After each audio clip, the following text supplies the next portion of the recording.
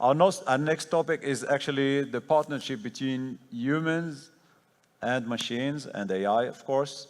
In the cybersecurity domain, you know, the cybersecurity is mostly automated with all kind of technologies, but also human heavy or human involvement heavy, especially in understanding those situations and taking over all kinds of situations and new frontiers. And I think when AI comes to the picture, you want to know, will AI replace those human players in cybersecurity, or is there a partnership in a way they can grow together and build something new? I think this area is changing strategies, and I think the best one to tell us all about it is Dr. Dorit Dor, CTO of Checkpoint, and I'm thrilled to hear your vision of it. Thank you. Hi, everyone. Great to be here. I'll actually split part of the discussion to everything you needed to know about cyber and AI and who takes over what. And in the last part, I'll try to advise some of the bigger problems that are not necessarily pure cybersecurity with this AI and how we're going to live with it. But before I start, I'll say that I finished a bachelor degree in computer science in '87 in Tel Aviv University. And there was a small article in Aviv newspaper that says that programming is going away. There are not going to be any programmers. The amount of software written up until 1987 is going to be much bigger than the amount of programming that would be written ever after. So we always overestimate the short term and underestimate the long term. So it doesn't have any dates on any of this. But the one thing that's important, in my opinion, is that we understand that there are two types of usages of AI. First type is a force multiplier. We do everything like we did before. We just do it with AI. On these categories, like using the mobile just to call up or just to surf the internet. This is force multiplier. We do it in a new way. But then there is the kind of more transformative thing. Over the years, because my phone has my credit card, my location, all my contacts, and everything else of my life, new functionalities has emerged. And the time to reveal these new functionalities will take time. We don't understand today what are the transformations that will take part ahead of us. And that's the exciting part, is to find out together what are the exciting new things. So I'm not going to reveal new things. I'm going to go straight to what we know we need to do with cyber and with people. And there are usually 5 aspects that are being discussed with cyber and AI. Part number 1 is the attackers. Part number 2 is the defenders. Part number 3 is whatever is assistance look like. Co-pilot, assistance of different kinds. Part number 4 is how do I defend the AI that I've developed. And part number 5 cannot be ignored, which is how do I deal with the data. We have to look at all these things together to understand how we're going to change the world and how we're going to find new ways to do our stuff. So I'm going to do a crash course of all these 5 things, and here are the 5. Number 1, attackers. Are they using AI? Certainly they do. You could read reports of South Korea reporting on North Korea. They have an AI institute since 2013. You could read the publication of the Russian groups that sells you malware as a service, that they publish that they use Gen AI in order to accelerate the things and as a differentiator. Because they read the book as well, they know they should use it as a force multiplier. They use it as a force multiplier today. And so they could create a massive attack because they could automate everything, and they could create a more targeted attack. Targeted attack by learning you, targeted attack by checking that the defenses that you have are going to be bypassed, targeted attack by everything. So just with a force multiplier, even not inventing anything new, they could now create at scale massive attack which is targeted. And for that, we need to prevent attacks. We need to stop attacks and not to respond with the human being on the other side, because we would just not be strong enough on the other side. This is not to say that humans are not needed, but we need automated response to this. In addition, obviously, we open new challenges for the attackers, that they could attack the AI model, they could attack the pipeline that creates the AI applications, etc. But these are the attackers. This is a crash course, so I'm going to do it fast. Defenders could do force multiplier as well. They could automate the responses. They could develop automations of all kinds. They could test their tools in various ways. They could check themselves against known attacks. In addition to all of this, all the industry of cyber uses AI for many years now. We use it for 15 years with deep learning in order to prevent 0 days from happening. All these precisions has to continue. Plus, with Gen AI, we may be able to augment it a bit. And we are going to be able to create better defenses.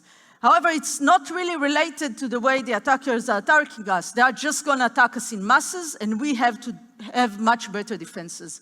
The next item is that Gen AI is going to be a new interface, so it's going to be easier to create, configure security tools. We could have better reporting to inform boards, employees, and everybody on what's going on. We could create better monitoring to our systems, and by that have a better resilience. And last but not least, that's always the case, we should reinvent ourselves into the future. That's beyond like force multiplier. Think how we would do it differently with combination of all these things. Now come that assistants. In the future, I'll have an assistant that will set my meetings, set my lunches, invite my friends, know who are my friends, who are my enemies. That's on the personal level. And on the professional level, there would also be assistants that will help us operate our environment, assistants that will help us enrich things, assistants that will help us triage our events of the security.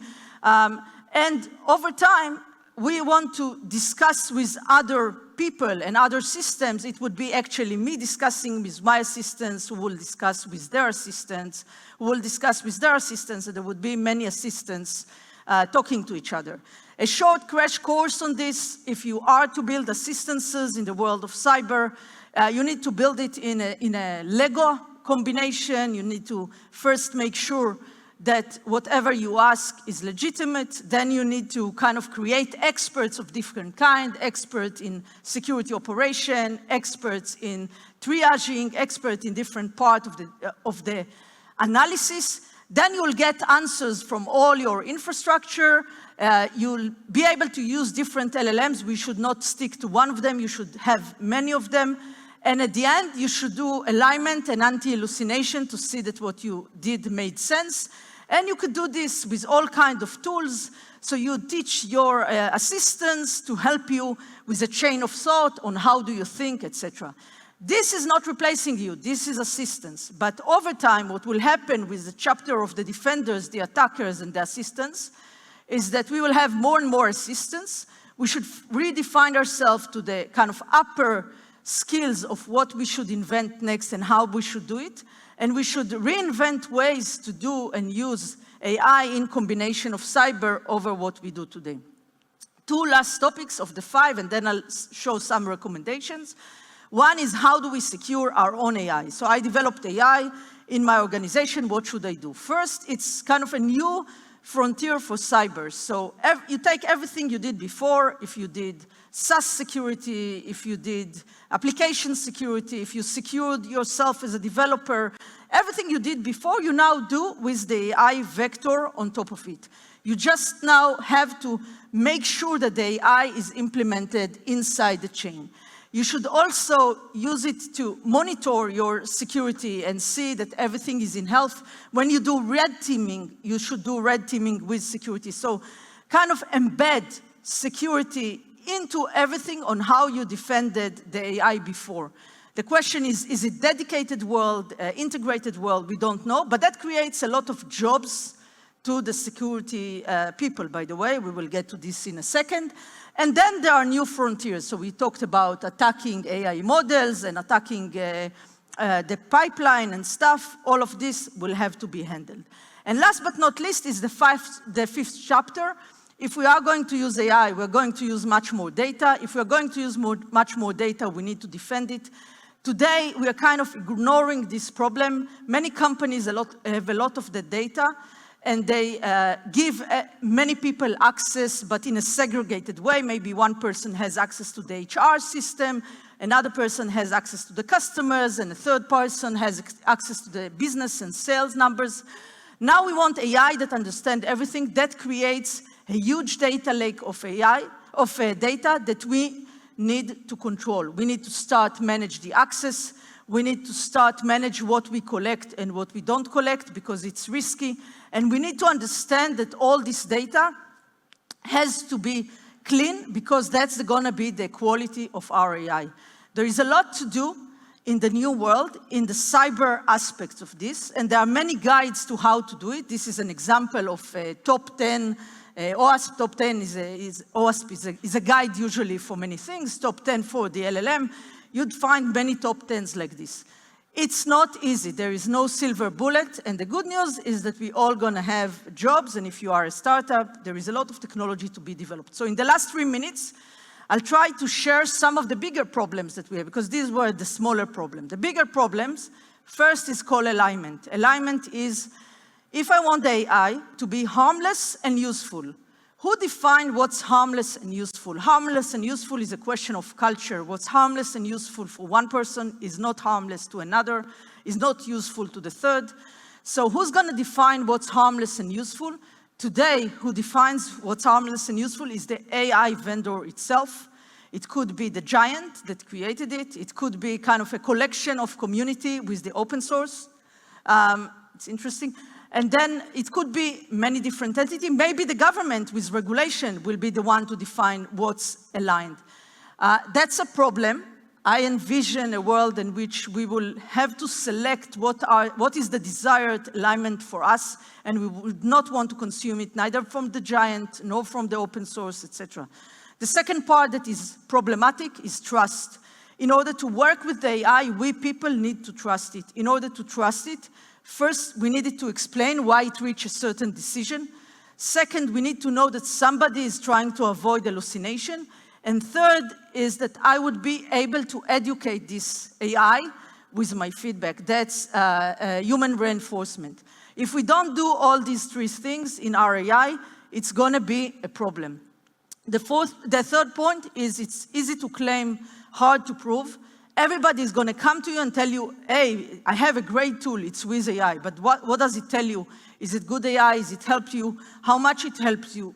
The whole criteria of selection is going to be re-scrutinized in order for us to understand if this is the AI we like, we want, we seek, help us in real life, improve it. And last but not least, we have this GDPR regulation. GDPR is the right to be forgotten.